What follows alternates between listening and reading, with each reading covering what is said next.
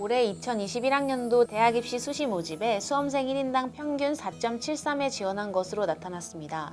지원 제한 횟수인 6회를 넘겨 원수를 접수한 지원자는 총 337명으로 파악됐습니다.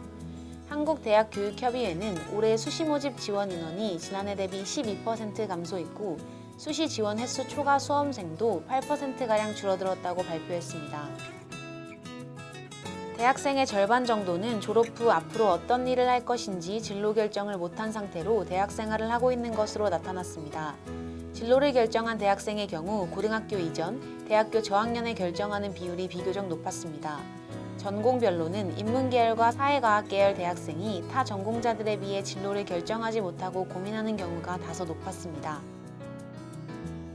실전형 소프트웨어 인재 양성을 위한 삼성 청년 소프트웨어 아카데미가 11월 9일까지 5기 교육생을 모집합니다.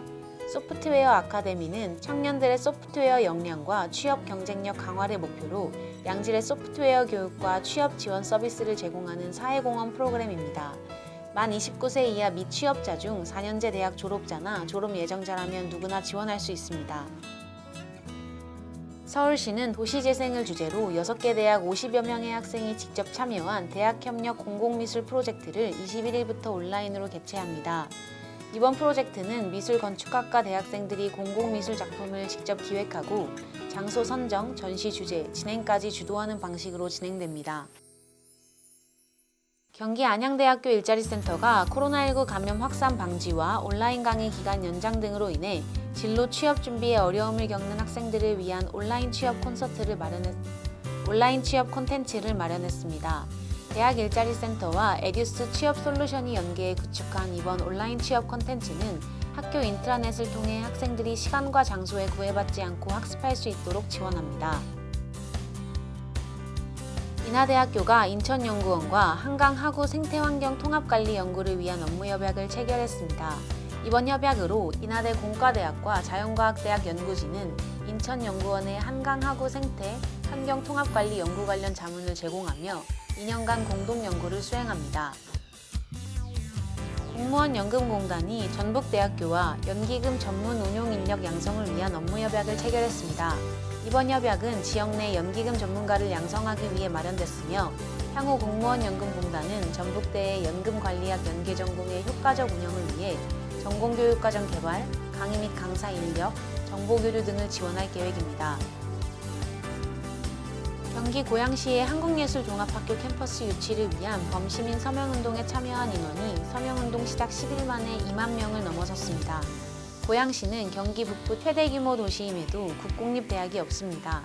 이에 고양시는 2007년부터 학교 부지 조성 원가 공급, 천세대의 기숙사, 풍부한 문화예술 인프라 등을 제시하며 캠퍼스 유치에 힘을 실어왔습니다.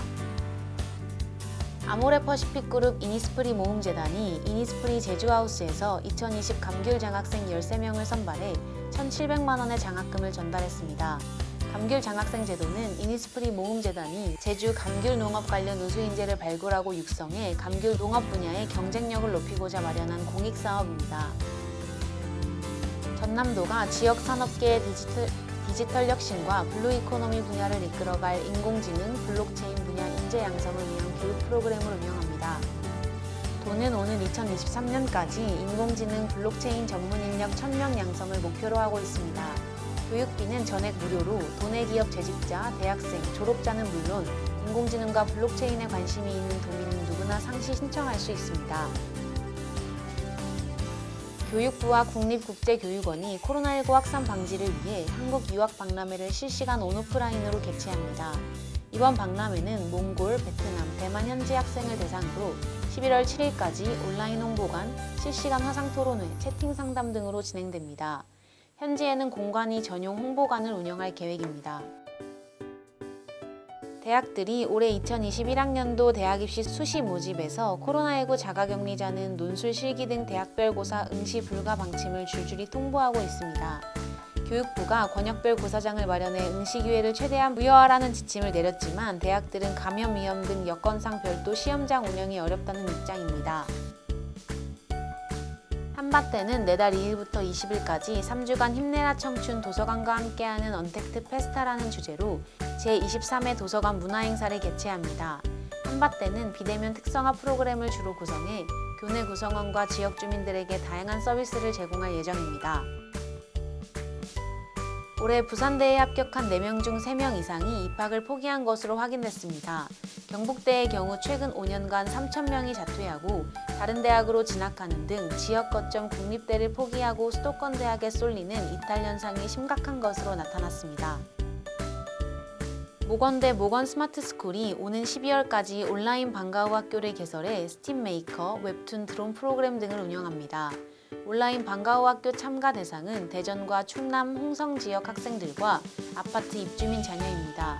학생들은 수업 시작 전 미리 배부한 교재 등 교구를 이용해 온라인 수업에 실시간으로 참여할 수 있습니다. 행복주택에 입주 가능한 청년 1인 가구 등의 소득 기준이 완화됩니다.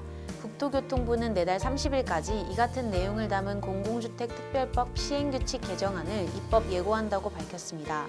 행복주택은 신혼부부, 대학생 등 만 19세에서 39세 청년층의 주거불안 해소를 위해 국가재정과 주택도시기금을 지원받아 대중교통이 편리하고 직주 근접이 가능한 부지에 주변 시세의 60에서 80%로 공급하는 공공임대주택입니다. 인천시 도시재생지원센터가 인천시 도시재생대학 활동가 양성과정 4기 개강식을 진행했습니다. 활동가 양성과정은 광역센터가 운영하는 심화과정에 이은 과정으로 실습, 발표, 세례지 답사 등 8주간 50시간 동안 진행됩니다. 고용노동부와 울산시가 공동 지원하는 2020년 지역산업 맞춤 일자리 사업에 울산대학교 사회과학대학의 청년 창업을 위한 오픈 이노베이션 허브 구축 사업이 선정됐습니다. 교육훈련은 1, 2차 각 5명, 총 10명에게 제공되며 1차 창업 교육생은 상반기에 훈련을 이수하고 전문 창업업체에서 추가 교육을 받고 있습니다. 한국교원대학교 산학협력단은 교원 임용시험 개선 방향 제시를 위해 실시한 설문조사 결과 현직 교사도 임용고시 2차 면접평가를 현장 중심으로 바꿔야 한다는 데 공감한다고 발표했습니다. 응답자들은 현재 임용제도가 지나친 지식 중심으로 운영된다고 답했으며 현장에 적합한 교사를 선발하기 위해 예비교원 역량평가 방안을 마련해야 한다고 밝혔습니다. 전주대학교 교수와 동문, 기업인이 직접 학생을 찾아 나서는 2030 프로젝트 전주대가 간다 캠페인이 진행됐습니다. 이번 행사에 참가한 전주대 동문들은 전주대에서 여수까지 자전거로, 여수에서 제주까지는 선박으로, 제주도에서는 자전거로 이동하며 코로나19로 만나지 못했던 학생들을 만나 소통하는 시간을 가졌습니다.